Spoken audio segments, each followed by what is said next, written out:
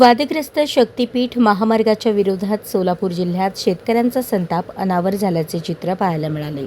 स्वाभिमानी शेतकरी संघटनेचे अध्यक्ष राजू शेट्टी यांच्या नेतृत्वाखाली पुणे सोलापूर महामार्गावर शेतकऱ्यांनी जोरदार रास्ता रोको आंदोलन करत हायवे चक्काजाम केला। रणरणत्या उन्हात शेकडो शेतकरी रस्त्यावर उतरल्याने परिसरात तणावपूर्ण वातावरण निर्माण झाले होते। आंदोलनादरम्यान पोलिसांनी आंदोलकांना हटवण्याचा प्रयत्न केल्यानंतर राजू शेट्टी आणि पोलिसांमध्ये शाब्दिक चकमकही झाली। विशेष म्हणजे या आंदोलनात 75 वर्षांच्या वृद्ध महिला शेतकरीही सहभागी झाल्या होत्या। जमीन वाचवाच्या घोषणांनी संपूर्ण परिसर दणाणून गेला। संत सावतामाळी यांच्या संजीवन समाधी स्थळासाठी ओळखल्या जाणाऱ्या अरण गावासह पंचक्रोशीतील बाधित शेतकऱ्यांनी महामार्गाला तीव्र विरोध दर्शवला। दरम्यान सोलापूरनंतर आता कोल्हापुरातही आंदोलनाची ठिणगी पडणार असून 19 मे रोजी सर्वपक्षीय मेळाव्याचे आयोजन करण्यात आले आहे। त्यामुळे शक्तीपीठ महामार्गाचा मुद्दा आगामी काळात अधिक पेटण्याची चिन्हे दिसत आहेत। दुसरं काही करायची गरज नाही। आपण फक्त मोजणीला विरोध करू, रस्ता होणार नाही।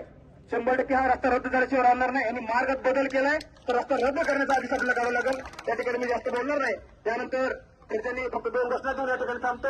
एक जिद्द, आवाज आला पाहिजे सगळ्यांचा। एक जिद्द। तुमच्या गावामध्ये मागच्या 3 वर्षामध्ये जे खरेदी विक्रीचे व्यवहार झालेले आहेत त्यातले 50 व्यवहार बाजूला काढायचे, त्याची सरासरी काढायची आणि ते म्हणजे बाजारभाव। आता गंमत अशी आहे की आपण जमीन विकत घेत असताना घेतो 25 लाखाला, पण त्यातल्या साहेबाला पैसे देऊन रेडिएटर कार्ड म्हणते 3 लाख नाही तर 4 लाख रुपये करून देणार। बेमुदत करणार आहे। काय करणार आहे? काय करणार आहे?